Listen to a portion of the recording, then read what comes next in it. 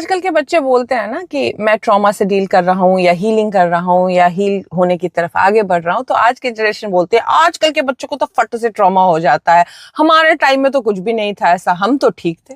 मैं कहती हूँ ठीक थे सच में? तो मैं आपसे पूछती हूँ कि जब आप उस मुश्किल वक्त से गुजरे, उसके बाद क्या आप वैसे ही इंसान रह गए जैसे पहले थे?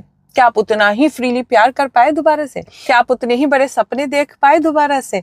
क्या आप रिस्क ले पाए दोबारा से उस बिजनेस फेलियर के बाद जितना पहले लेते थे? ऑनेस्ट आंसर होगा नहीं। आप ज्यादा कॉशियस हो गए, आप गुस्से में रहने लगे, आपने अपने चारों तरफ एक दीवार खड़ी कर दी ताकि दोबारा से हर्ट नहीं हो पाए। आप ज्यादा बंद हो गए अंदर से। वो एक्सपीरियंस आपको बदल दिया, इसके लिए नहीं कि आप कमजोर थे, इसके लिए कि आपने उसके रूट लेवल पे कभी काम ही नहीं किया, आपने डील ही नहीं किया उस ट्रॉमा से, आपने सरवाइव किया, जीना नहीं सीखा। और ये कोई नई बात नहीं है।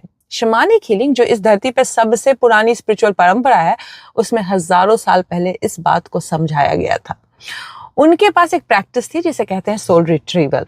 वो जानते थे कि जब कोई इंसान किसी ट्रॉमेटिक वक्त से गुजरता है तो उसके रूह का, उसके सोल का एक हिस्सा जो क्रिएटिविटी का हिस्सा है, सपने देखने का हिस्सा है, जॉय का हिस्सा है, वो वहां रहता ही नहीं है।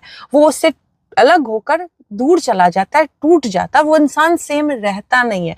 और फिर शामन का काम होता था उस रूह के हिस्से को वापस लाना ताकि इंसान पूरा हो सके, ताकि वो फिर से जी सके, फिर से सपने देख सके, सिर्फ सरवाइव ना करे। और यही तो आज की जनरेशन कर रही है।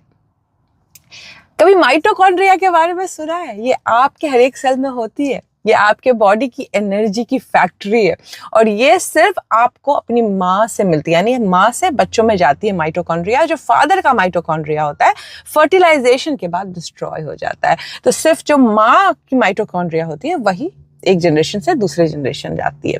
तो जब अगर माँ क्रॉनिक स्ट्रेस में रहती है, टॉक्सिक रिलेशनशिप में है, फियर में है, सर्वाइवल मोड में है, तो वो स्ट्रेस उसके माइटोकॉन्ड्रिया को फिजिकली डैमेज करता है और वही डैमेज्ड माइटोकॉन्ड्रिया उसके बच्चों में ट्रांसफर होती है। मतलब अगर आपकी माँ ने अपनी जिंदगी में बहुत दर्द जिए हैं, बहुत डर के जिया है, बहुत सप्रेस किया है खुद को, तो आप उस दर्द को अपने सेल में लेकर आए हो। और ये सिर्फ इमोशनल बात नहीं कर रही हूं मैं, ये फिजिकली प्रूवन चीज बता रही हूँ। इसका मतलब है कि अगर आपको बिना किसी बड़ी वजह से एंजाइटी रहती है, हार्ट प्रॉब्लम रहता है, लिवर या किडनी की इश्यू है जिसका कोई एक्सप्लेनेशन नहीं है, इन्फ्लेमेशन है आपके अंदर, डिप्रेशन या एंजाइटी से जूझ रहे हो और आप सोच रहे हो कि मेरे साथ कुछ हुआ ही नहीं है तो ये क्यों हो रहा है मेरे साथ, तो इसका जवाब ये होगा कि आपके साथ नहीं हुआ।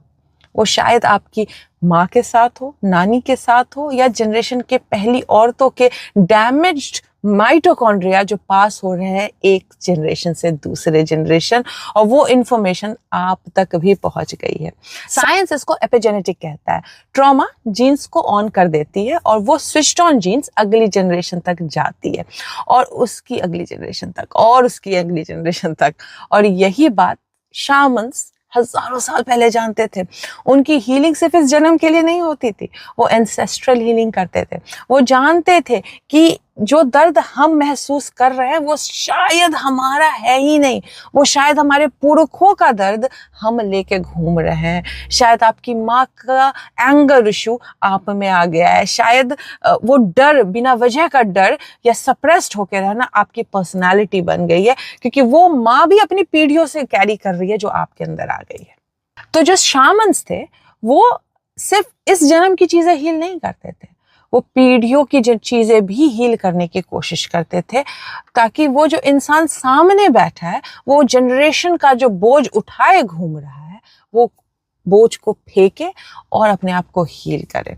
और आज की जनरेशन ये समझ रही है और यही कर रही है। जब आप हील करते हो तो सिर्फ आप नहीं बदलते हो, आपके सेल्स बदल जाते हैं और वो डैमेज्ड माइटोकॉन्ड्रिया हीलिंग की तरफ बढ़ता है और वो जो रिकॉर्डेड इंफॉर्मेशन आपके बच्चों में जा सकती थी एंगर इशू, एंजाइटी इशू को लेकर, वो नहीं जाती है। और आपका बच्चा वो एंगर लेकर नहीं आएगा, वो एंजाइटी लेकर नहीं आएगा, वो unexplained heart problem, liver issue, वो सब लेकर नहीं आएगा। वो ये चेन तब तक चलता रहेगा जब तक कोई रोके नहीं। और यही तो ये जनरेशन कर रही है, वो रोक रही है, वो कह रही है ये मेरे साथ खत्म होता है। तो अगली बार जब कोई कहे मैं हील हो रहा हूँ या हील हो रही हूँ, तो मजाक मत उड़ाइए। वो सिर्फ अपने लिए नहीं कर रही है, वो आने वाले जनरेशन के लिए कर रही है, वो पीढ़ियों को हील कर रही है, ताकि आने वाली जनरेशन उस बोझ को ना उठाए जो आज वो उठा रही है। ये कमजोरी नहीं है, ये सबसे ब्रेव चीज है जो कोई इंसान कर सकता है खुद के लिए।